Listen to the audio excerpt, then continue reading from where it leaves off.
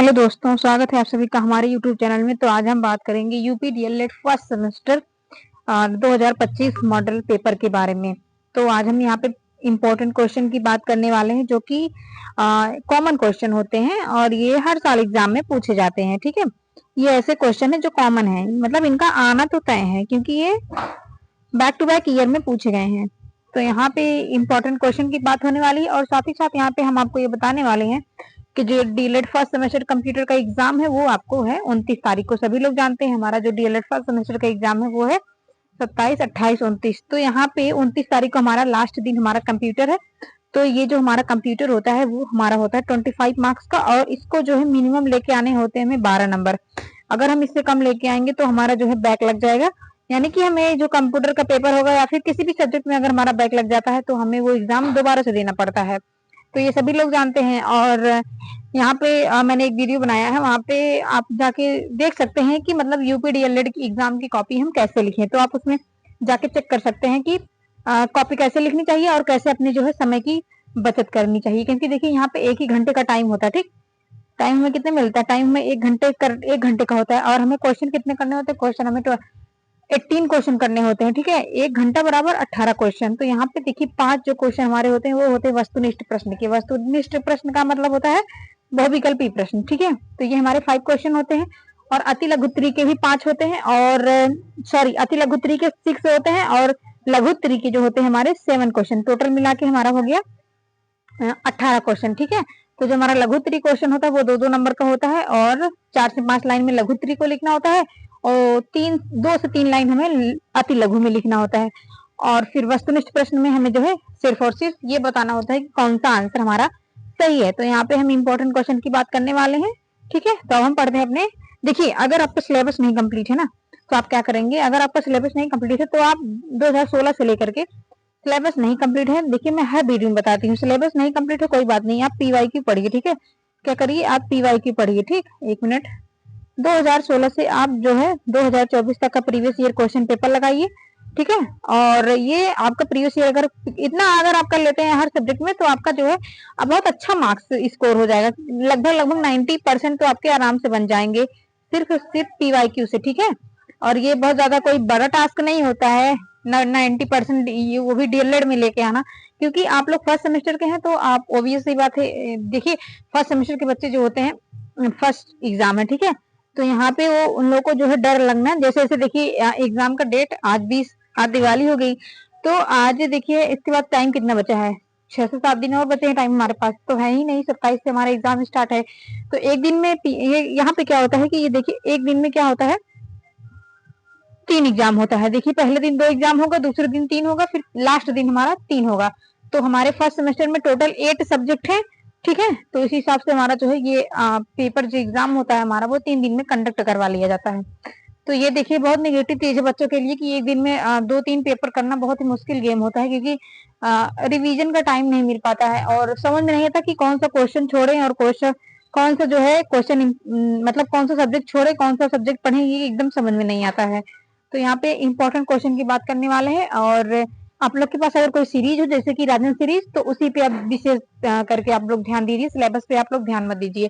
ठीक है, तो हम बढ़ते हैं अपने क्वेश्चन की तरफ। देखिए हमारा जो क्वेश्चन है क्या कर रहा है, ये सब इम्पोर्टेंट क्वेश्चन है। ओके, तो हमारा वस्तुनिष्ठ प्रश्न ये कह रहा है, प्रथम पीढ़ी के कंप्यूटरों में प्रयोग होता था। तो प्रथम पीढ़ी के कंप्यूटरों में क्या चीज प्रयोग होता था? ठीक है, तो यहाँ पे देखिए ऐसे ऑप्शन दिया रहेगा, आईसी चिप है ना, फिर वैक्यूम ट्यूब, ट्रांजिस्टर, उच्च स्तरीय आईसी है ना। तो यहाँ पे हमें बताना है, तो यहाँ पे इसका राइट आंसर हो जाएगा ऑप्शन बी, वैक्यूम ट्यूब।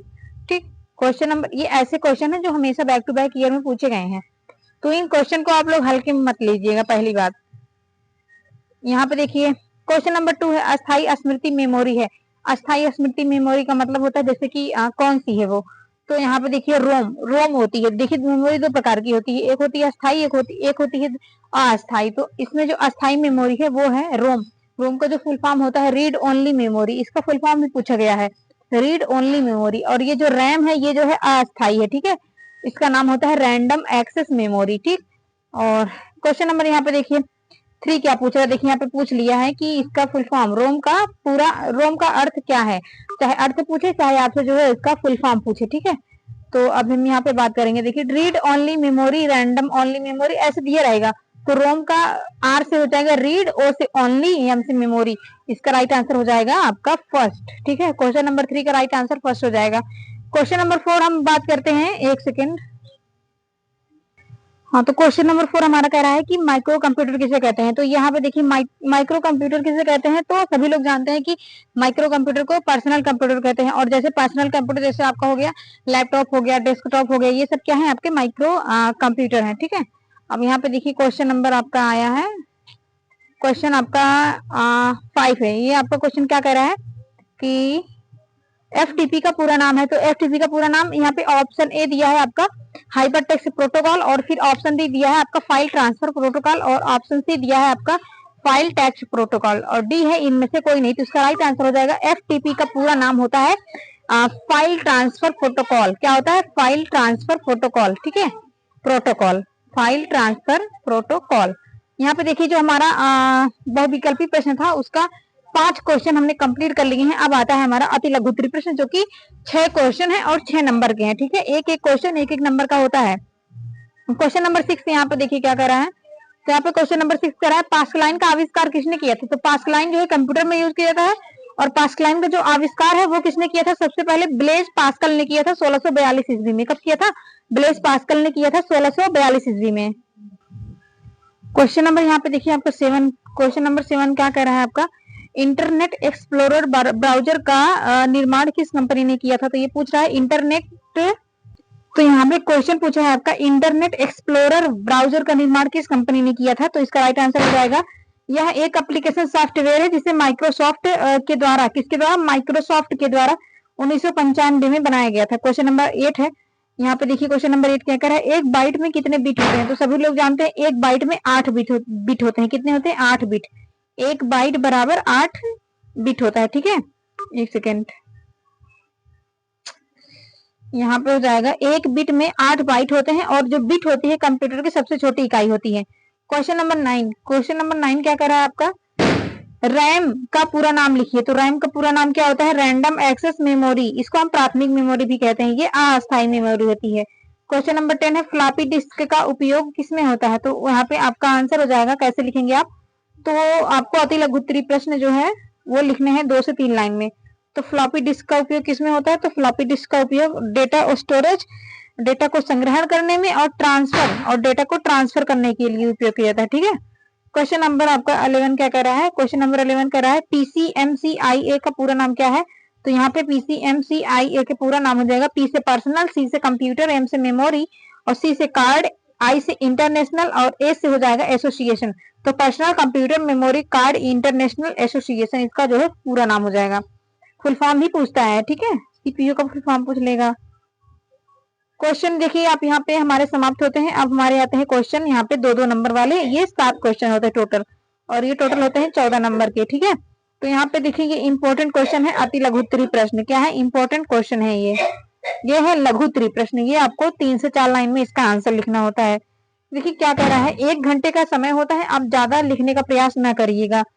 तो यहाँ पे देखिए क्वेश्चन नंबर 12 है। अगर मैं इसको ज्यादा देखिए, अगर मैं लघु उत्तरीय प्रश्न जो है आपको सॉल्व करवा देती तो वीडियो जो है लॉन्ग हो जाता। तो इसीलिए आपको मैंने बस खाली इंपॉर्टेंट क्वेश्चन बता दिए हैं, आप लोग इसको सॉल्व करके एग्जाम में जरूर बैठिएगा। तो यहाँ पे देखिए क्वेश्चन नंबर 12 है कंप्यूटर के अनुप्रयोग एवं उपयोगिता पर प्रकाश डालिए। ठीक, कंप्यूटर का उपयोगिता बताना है और उसके अनुप्रयोग बताना है। क्वेश्चन नंबर 13 है कंप्यूटर की कोई 3 इनपुट डिवाइस का उल्लेख कीजिए। ठीक है, क्वेश्चन नंबर 14 है ईमेल से आप क्या समझते हैं। फिर क्वेश्चन नंबर 15 है फैक्स का अर्थ बताते हुए इसकी विशेषताओं पर प्रकाश डालिए। ये सब इंपॉर्टेंट क्वेश्चन है। ठीक है, जो कि कॉमन क्वेश्चन है, एग्जाम में आते हैं, और 2025 में भी ये आपको देखने को मिलेंगे। यहाँ पे देखिए क्वेश्चन नंबर 16 क्या कह रहा है, एक सेकेंड। यस, क्वेश्चन नंबर 16 है परिचालन प्रणाली की संरचना में कौन कौन से अवयव शामिल होता है। तो परिचालन यहाँ पे आपका हो जाएगा परिचालन। पहले परिचालन प्रणाली ये क्या होता है? इसका मतलब होता है इंग्लिश में ऑपरेटिंग सिस्टम।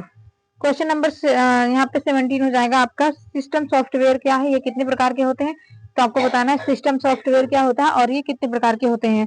क्वेश्चन नंबर 18 है आपका, डाटा सुरक्षा के चरण के बारे में बताइए। तो आपको बताना है डाटा सुरक्षा के चरण कौन कौन से, मतलब हम डाटा को किस तरह से आपके सुरक्षित करके रख सकते हैं। तो यहाँ पे ये आपका इतने इंपॉर्टेंट क्वेश्चन हो जाएंगे, आप लोग इसको करना ना भूलिएगा। और ये बहुत ज्यादा इंपॉर्टेंट क्वेश्चन है, कॉमन क्वेश्चन है, ये हमेशा आते हैं, ठीक है। तो आप लोग एक बार इसका जो है स्क्रीनशॉट ले लीजिए। और अब इसके बाद देखिए यहाँ पे ऐसे ही क्वेश्चन पूछता है और यहाँ ऐसे ही हमें लिखना है। आप लोग एक बार देख लीजिए, ऐसे ही हमें लिखना होता है, ऐसे ही, ठीक है।